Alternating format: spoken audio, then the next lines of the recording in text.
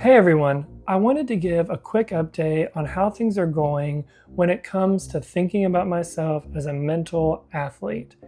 If you saw the first video about this concept, you know I've been thinking a lot about treating my headspace with more intentionality and discipline.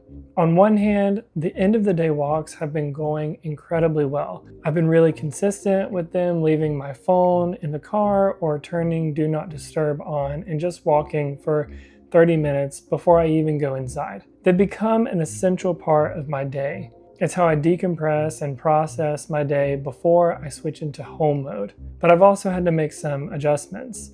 My goal was to read 20 minutes every day, but honestly, it wasn't happening. By the time I get home, my brain is usually fried for that kind of mental exertion, and I try to read before bed and often find that I fall asleep after a few minutes. So I recently moved my reading time to the morning at work right after I check my emails. It's a quiet, protected window for me, and it's been working so much better. I finished a book last week, and I'm almost done with 2 more. It's been a good reminder that this isn't about being a productivity machine. It's just about developing superior systems to support my very human brain. Today, I wanted to share 4 more practices that are helping me do that right now. The first thing is something brand new. As of last week, I started learning French on the Speak app. I'm heading to Paris this summer for the first time, and I'm a big believer in trying to learn the language of the place you're visiting. It just feels like the responsible, humble way to travel. I did this with Italy last summer, and I really enjoyed the process.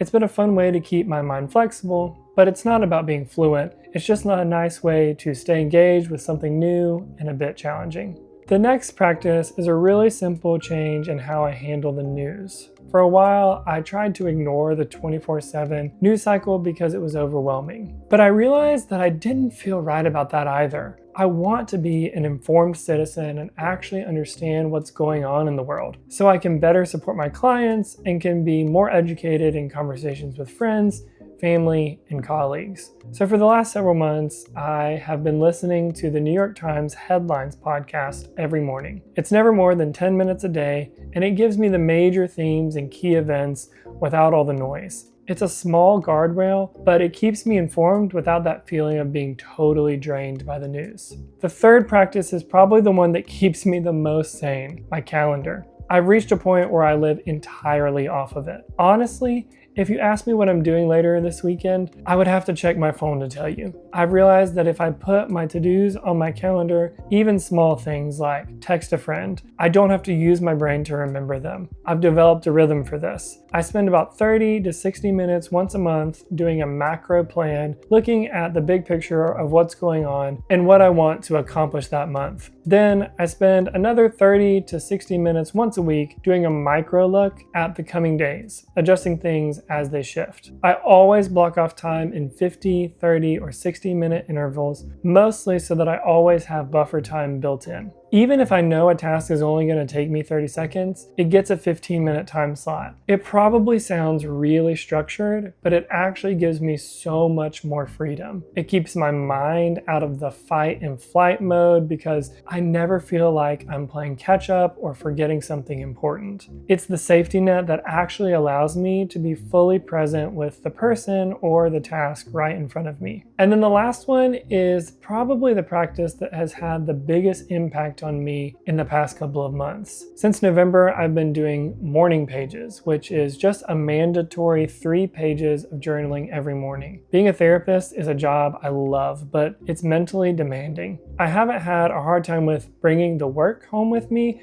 but I've noticed that my capacity for things like social small talk has gotten a lot smaller. Morning pages is where I check in with myself. I look at what I'm thinking and what I'm feeling, and it keeps me from just going through the motions of day-to-day life. Without this hour every morning to listen to my own voice, I think I would have been burnt out by now. It's been essential for my career, my relationships, and my own peace of mind.